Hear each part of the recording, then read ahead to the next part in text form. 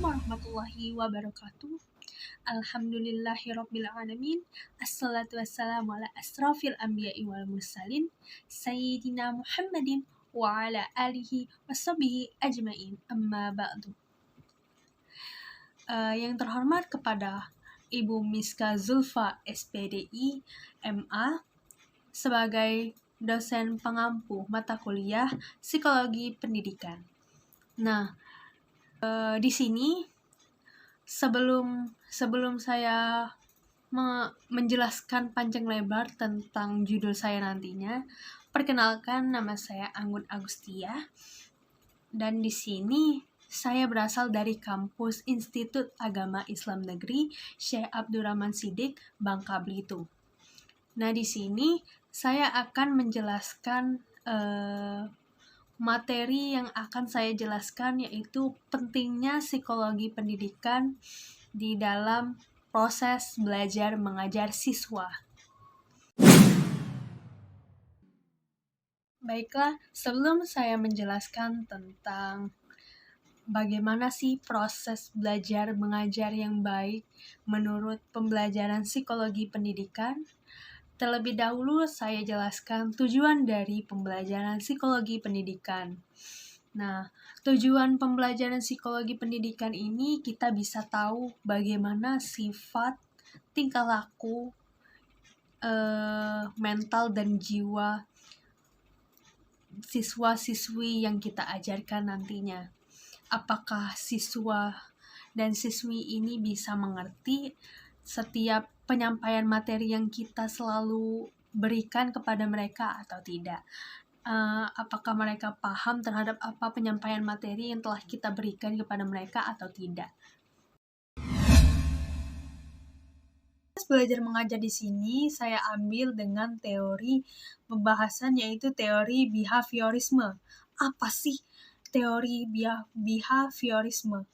Awal mulanya kita sudah belajar bahwa teori behaviorisme ini adalah teori perkembangan perilaku yang dapat diukur dan diamati oleh sang pengajar kepada siswanya.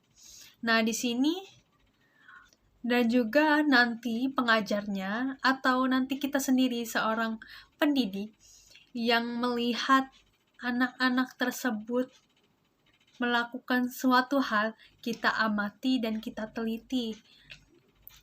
Anak ini bisa belajarnya gaya apa? Anak ini bisa belajarnya kayak gimana? Dan lain-lain. Nah, anak-anak juga memiliki, siswa-siswi ini juga memiliki tahapan-tahapan atau juga perbedaan-perbedaan ya. Mungkin ada yang lambat nangkep dalam pelajaran, mungkin ada yang kurang paham dalam pembelajaran, lama sekali dia paham dalam pembelajaran, ada juga yang cepat, ada yang rajin juga, dan sebagainya. Di sini kita akan mempelajari tentang tahapan-tahapan perkembangan siswa-siswi. Nah, di sini ada yang umurnya 0 sampai 2 tahun, yaitu tahapan-tahapan tentang sensori motor. Umurnya 0 sampai 2. Biasanya anak umur ini yang pasti belum masuk TK ya. Belum masuk TK, baru masih kecil. Biasanya ini diajarkan oleh orang tuanya, bagaimana caranya ia berbicara, bagaimana caranya ia berjalan dan juga berlari. Pasti memiliki tahapan-tahapan tertentu. Nah, di sini awalnya seorang ibulah yang mengajarnya terlebih dahulu, atau orang tuanya yang mengajar anak ini terlebih dahulu pada umur 0 sampai 2 tahun.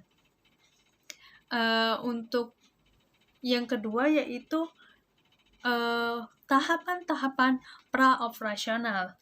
Nah, pra-operasional ini setahu saya umurnya 2 sampai 7 tahun. Nah, otomatis kalau 2 sampai 5 tahun belum masuk TK, pasti masih diawasi oleh orang tua.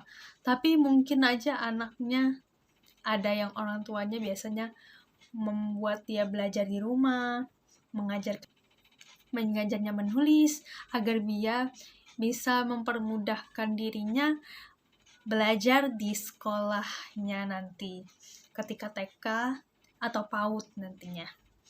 Nah, pasti dimulainya umur TK dan PAUD ini kemungkinan kurang lebih ya, kalau nggak salah saya, kalau umur adik saya ini mulai TK-nya atau PAUD-nya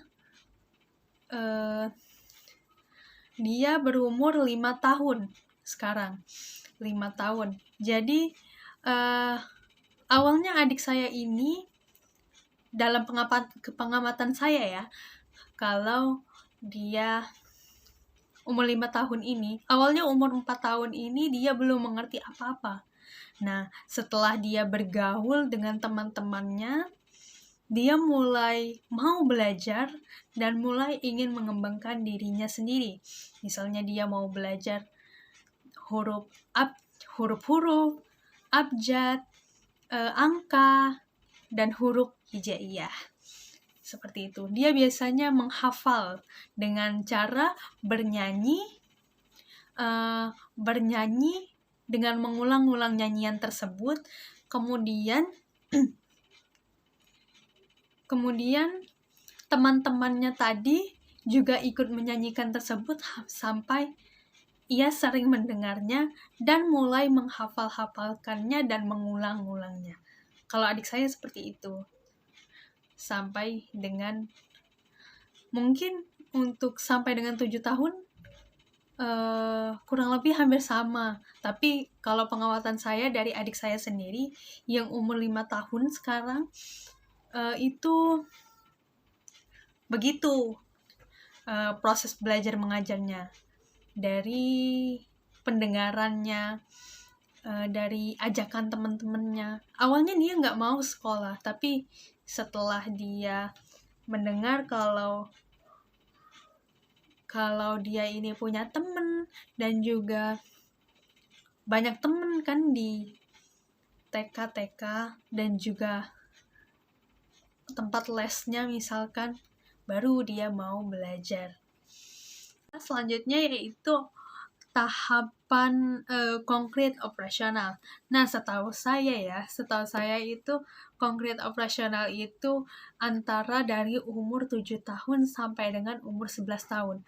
Nah, di sini pada umur 7 tahun sampai dengan umur 11 tahun ini kurang lebih anaknya sudah SD lah ya. SD kelas 1, 2, atau 3. Nah, di sini mereka sudah belajar tentang simbol-simbol, misalnya simbol-simbol rambu lalu lintas, ataupun simbol halal, makanan halal misalnya, tentang pembelajaran dasar-dasarnya. Nah, atau ada juga yang misalnya ini gambar sapi misalnya. Sapi ini binatang kayak gimana misalnya. Itu sudah diajarkan dari pada anak-anak SD ya. Sekitaran umur 7 tahun sampai 11 tahun. Nah, kalau setahu saya kalau kelas 1, 2 itu masih belajar tentang simbol-simbol kayak begitu. Kelas 1, 2, dan 3 masih belajar tentang simbol-simbol kalau nggak salah. Nah, sekitaran kelas 4, 5, 6 mereka sudah belajar teori, tapi masih menggunakan media gambar di dalam buku. Biasanya buku-buku mereka penuh dengan ditaruhnya gambar-gambar, kayak misalnya gambarnya mempelajari tentang gaya ataupun ya gaya kayak kelereng, gravitasi misalnya. Gambarnya itu kelereng jatuh dari mana misalkan. Jatuh dari atas ke bawah. Nah, itu masih menggunakan gambar-gambar kalau anak SD. Kurang lebih begitu. Nah, selanjutnya itu formal operasional. Nah, formal operasional ini sudah umur 11 tahun ke atas. Nah, jadi di pembelajaran di sini siswa-siswi ini sudah belajar teori semuanya. sudah mempelajari, mereka harus belajar tentang bagaimana kalian harus menjelaskan tentang gambar apa ini, apa definisinya, dan apa tujuannya, manfaatnya, dan sebagainya. Kurang lebih begitu. Baiklah, di sini saya akan menjelaskan tentang psikologi pendidikan. Nah, menurut Muhyiddin Shah, yang menyimpulkan tentang psikologi, itu psikologi ini adalah ilmu pengetahuan yang menyelidiki dan membahas tingkah laku terbuka dan tertutup pada manusia, baik itu berada di individu maupun kelompok dan dalam hubungan lingkungan kemasyarakatan. Nah, sedangkan tentang pendidikan, menurut Kamus Besar Bahasa Indonesia, itu pendidikan ini adalah proses pengubahan tingkah laku seseorang atau sekelompok orang dalam usaha mendewasakan manusia melalui upaya pengajaran dan pelatihan. Baiklah, mungkin sekarang kalian pasti bertanya-tanya, bagaimana cara bagus atau cara yang paling terbaik untuk mengajarkan siswa-siswi agar penyampaian materi kalian tidak berulang-ulang, ataupun pembelajaran kalian itu bisa nyampai ke siswa-siswa tersebut. Nah, menurut psikologi pendidikan nih ya teman-teman, yang pertama yang saya ketahui yaitu kita harus menyampaikan materi tersebut kepada siswa-siswi itu secara detail dan singkat. Nah, misalkan kita akan mengajarkan nih tentang pengertiannya puasa. Apa sih puasa itu? Menurut bahasa, puasa itu adalah menahan diri dari hawa nafsu. Kalian sudah tahu kan, pasti di dalam puasa itu sudah pastinya menahan diri dari makan, minum, dan juga bermaksiat misalkannya ya. Menolak ajakan-ajakan dari teman bahwa ingin bolos puasa misalkannya begitu. Nah, kita akan jelaskan lebih detail dan niat puasanya bagaimana dan sebagainya agar mereka tidak bingung. Kok pembahasan guru ini panjang banget ya, jadi intinya apa gitu. Mereka tidak bingung kan. Nah, kita jelaskan hanya detail-detailnya saja, singkat-singkat saja. Palingan cuma contoh dikit gitu, udah. Mungkin kurang lebih seperti itu. Nah, untuk pembelajarannya jangan terlalu lama-lama. Mungkin ada yang memberikan pembelajarannya 2 jam atau 3 jam mungkin. Itu pembelajarannya membuat suasana hati siswa-siswi itu sangat bosan. Jadi, menurut saya ya, untuk pembelajaran kita bagikan pada sejam ini kita belajar teori, sejamnya lagi nanti kita tanya jawab siswa-siswinya. Nah, sejamnya lagi ini kita beri waktu siswa-siswinya ini untuk berdiskusi begitu agar pembelajaran tidak bosan. Kalau menurut saya sih begitu, agar siswa-siswi ini tidak merasa kok pembelajarannya gitu-gitu aja, masa kita cuman mendengarkan teori. Pasti kalau mendengarkan teori nanti teorinya cuman ada di kepala, sudah hilang, setelah itu keluar dari kelas udah hilang gitu. Nah, selanjutnya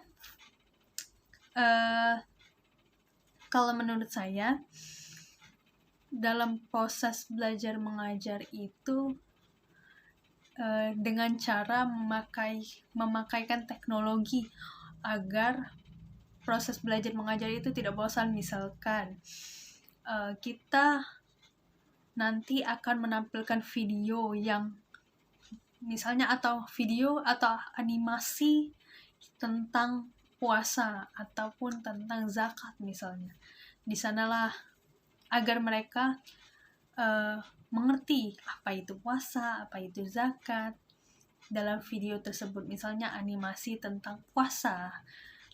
Nah, suruh mereka menonton sampai selesai dan suruh mereka menyimpulkan video tersebut. Nah, selanjutnya seperti yang kita ketahui, siswa-siswi ini memiliki sifat yang sangat berbeda-beda.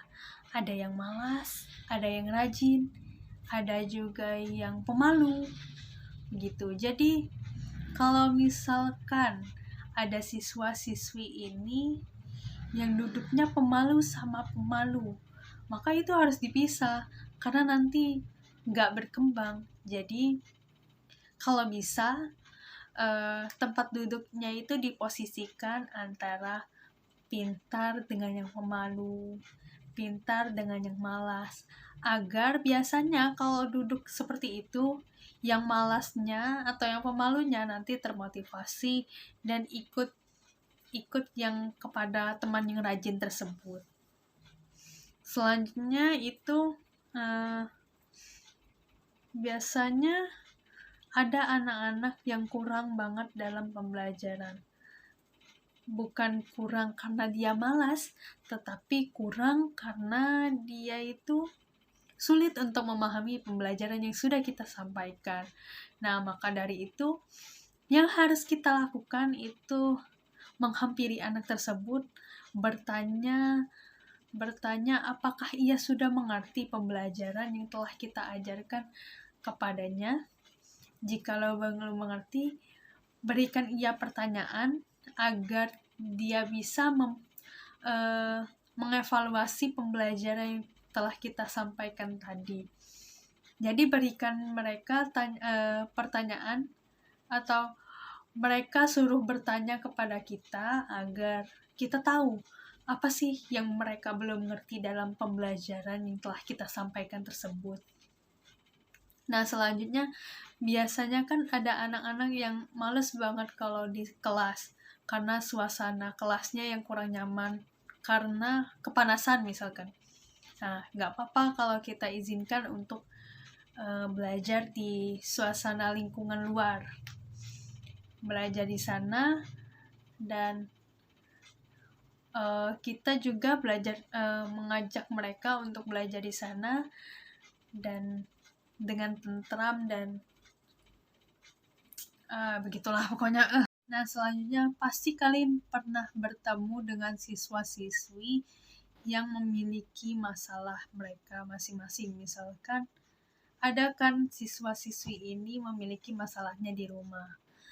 Nah, pasti dalam proses belajar mengajarnya mereka tidak fokus. Maka nanti terlebih dahulu kita tanyakan kepada siswa atau siswi ini secara detail apa yang ada, apa masalah yang ada pada dirinya. Kemudian suruh mereka bercerita kepada kita, terbuka dalam ceritanya tersebut agar kita bisa memberikan solusi masalah dalam masalah yang ada pada mereka. Jangan kalian marahi kalau misalkan dia nggak fokus dalam pembelajaran kita. Ada saatnya anak memiliki masalah mereka tersendiri, termasuk kita juga. Nah, mungkin hanya itu saja yang bisa saya sampaikan. Kurang dan lebihnya saya mohon maaf. Saya akhiri. Wassalamualaikum warahmatullahi wabarakatuh.